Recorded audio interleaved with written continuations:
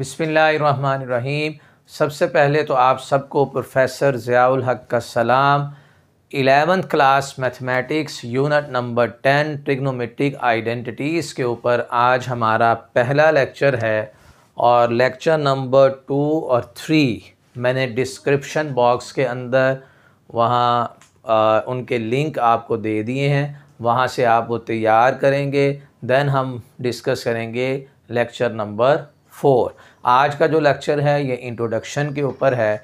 Chapter 10 पढ़ने के लिए जो प्रीवियस क्लासेस पे हमारा नॉलेज था उसे हम थोड़ा सा रिवाइज़ कर रहे हैं। तो सबसे पहले हमने ये समझना है कि कौन सी ट्रिग्नोमेट्रिक रेशो किस क्वाड्रेंट में पॉजिटिव होती है।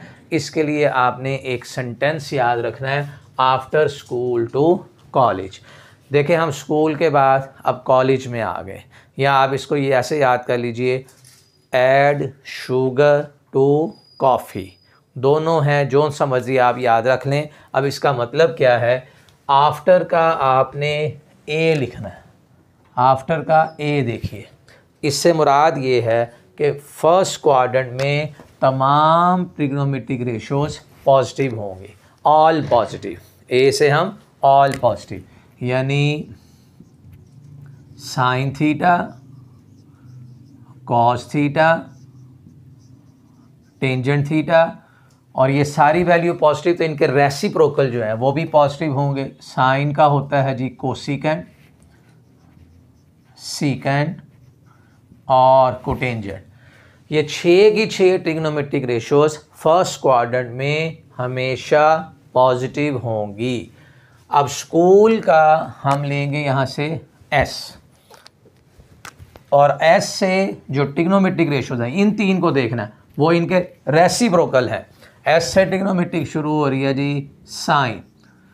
साइन पॉजिटिव होगा सेकंड क्वाड्रेंट में, यानी पहले मैंने ए उठाया, यहाँ मैं एस लिखूँगा, साइन पॉजिटिव, और जो वैल्यू पॉजिटिव हो उसका रेसिप्रोकल भी पॉजिटिव होता है। जैसे देखें, मैं एक 4 वैल्यू ले रहा हूँ, तो मैं 1/4 करूँगा तो ये वैल्यू क्या है, हमारे पास पॉजिटिव है। और बाकी 4 ट्रिग्नोमेट्रिक रेशोज़, कॉस, इसका रेसिप्रोकल सीकेंट, टेंजेंट और इसका रेसिप्रोकल कॉट, ये हमारे पास नेगेटिव होंगी, और ये 2 ट्रिग्नोमेट्रिक रेशोज़ पॉजिटिव होंगी। अब 2 का आप यहाँ पर टी लिख लीजिए, और टी से देखें ट्रिग्नोमेट्रिक रेशो, इनमें देखना पहली 3 में। टी से ट्रिग्नोमेट्रिक रेशोज़ में टेंजेंट और इसका रेसिप्रोकल कॉट, ये पॉजिटिव होंगे, और बाकी 4 नेगेटिव। साइन भी नेगेटिव, साइन अगर नेगेटिव है तो उसका रेसिप्रोकल भी नेगेटिव, कॉस नेगेटिव, उसका रेसिप्रोकल वो भी नेगेटिव। तो इन 4 ट्रिग्नोमेट्रिक रेशो थर्ड क्वाड्रेंट के अंदर नेगेटिव होंगी, 2 पॉजिटिव होंगी। अच्छा जी, नेक्स्ट आपने टी भी, नेक्स्ट कॉलेज का आप यहाँ पर सी लिख लीजिए, और सी से देखें ट्रिग्नोमेट्रिक रेशो कौन सी आ रही है जी, कॉस। तो कॉस पॉजिटिव, कॉस का रेसिप्रोकल ये भी पॉजिटिव, और बाकी जो 4 हैं, साइन, साइन का रेसिप्रोकल कोसिकेंट और टेंजेंट, फिर इसका रेसिप्रोकल कोटेंजेंट, तो ये नेगेटिव होंगी 4 और ये 2 पॉजिटिव होंगी।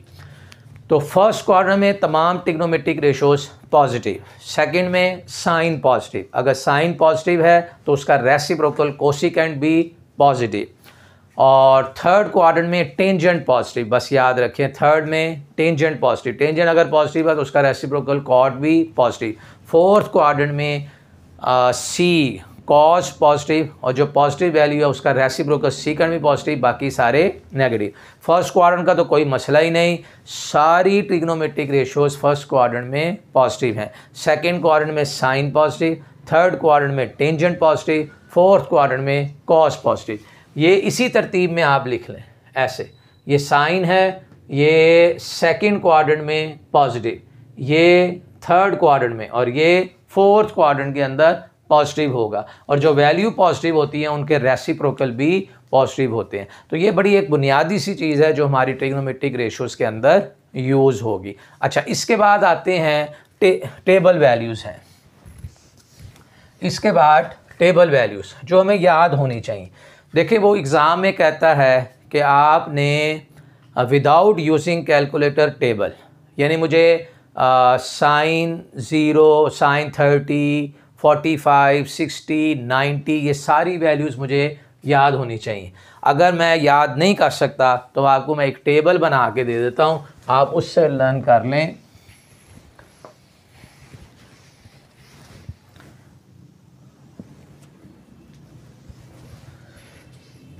देखिए, हमारे पास जो टेबल एंगल्स हैं वो है 0 डिग्री है, 30 डिग्री है, 45 डिग्री है, 0, 30, 45, 60 और 90। इनकी वैल्यूज़ ये हैं टेबल वैल्यूज़। अब यहाँ पे आप लिख लें 0, 1, 2, 3 और 4। ये जो भी एंगल्स हैं इनके नीचे मैंने 0, 1, 2, 3, 4 लिखा। इन सब को आप 4 पे डिवाइड करके स्क्वायर रूट ले लें। 4 पे डिवाइड करके स्क्वायर रूट, 4 पे डिवाइड स्क्वायर रूट, 4 पे डिवाइड स्क्वायर रूट। अब यहाँ जो आंसर आए वो लिख लेते हैं। 0, 1/2, अगेन 1 ओवर स्क्वायर रूट 2, 2 और 4 कटिंग हो जाएगी, 1 over square root 2, square root 3/2 और ये आंसर कितना आ जाएगा 1। सिंपल, ये वैल्यू सारी की सारी बन गई हैं जी साइन की। साइन 0 0 होता है, sine 30 1/2, sine 45 1 over square root 2, sine 60 square root 3/2 और साइन 90 की वैल्यू कितनी आ रही है 1 आ रही है। अच्छा जी, और जो कॉस की वैल्यूज़ हैं वो इसका रिवर्स है। आपने इन्हीं को ऐसे रिवर्स करके लिख देना, यानी कॉस 0 की वैल्यू 1 है, कॉस 30 की value square root 3/2, cos 45 1 over square root 2 और कॉस 60 की वैल्यू 1/2, कॉस 90 की वैल्यू 0। 0 की वैल्यू ये, 30 की वैल्यू ये, 45 की ये, 60 की ये, 90 की ये, सारी वैल्यूज़ को मैंने रिवर्स करके लिख दिया है। और इसके बाद आ जाएगा टेंजेंट। टेंजेंट होता है sine divided by cos. 0 divided by 1, answer is 0। 1/2 divided by square root 3/2, जब दोनों को डिवाइड करोगे एलसीएम एलसीएम से कट जाएगा, 1 ओवर स्क्वायर रूट 3 और 1 over square root 2, 1 over square root 2 divide करेंगे, सेम है आंसर 1। इसका भी एलसीएम एलसीएम से कट गया, सिर्फ आंसर आया स्क्वायर रूट 3 और 1 divided by 0। Sine over tangent जो होता है वो साइन ओवर कॉज है, यानी साइन और कॉज की वैल्यूज़ को डिवाइड करना है। तो 1 डिवाइडेड बाय 0 अनडिफाइंड है, इसकी वैल्यू हमने क्या लिखनी है अनडिफाइंड। ये नहीं हम कैलकुलेट कर सकते, 1 डिवाइडेड बाय 0 अनडिफाइंड है। ओके, अच्छा, ये तो सारी वैल्यूज़ आनी चाहिए, लेकिन स्टूडेंट्स को ये वैल्यूज़ भी याद नहीं होती। मैं आपको एक और इसका हल बता देता हूँ। आप 0 और 90 जो है ना, ये तो कैलकुलेटर पे कर सकते हो, हम लिखें या कैलकुलेटर बताए आंसर सेम आएगा। अब मसला रह जाता है हमारा सिर्फ 3 एंगल्स का। वो 3 एंगल जनाब कौन कौन से हैं? 30, 45, 60, बस ये 3। बाकी आप वैल्यू लिखो, कैलकुलेटर लिखे, आंसर सेम। प्रॉब्लम इन 3 के ऊपर आती है, उसे भी देख लेते हैं। यहाँ लिखते हैं जी हम साइन, फिर कॉस और फिर टेंजेंट। 45 एक ऐसा एंगल है जहाँ पर साइन और कॉस की वैल्यू सेम है। 45 साइन 45 कॉस 45, वो वैल्यू कौन सी है जी? साइन 45 है 1 ओवर स्क्वायर रूट 2, कॉस 45 है 1 ओवर स्क्वायर रूट 2। ठीक हो गया? अच्छा जी, और टेंजेंट होता है साइन ओवर कॉस। तो जब आप ये सेम वैल्यूज़ को डिवाइड करेंगे तो टेंजेंट की वैल्यू कितनी आ गई है? 1।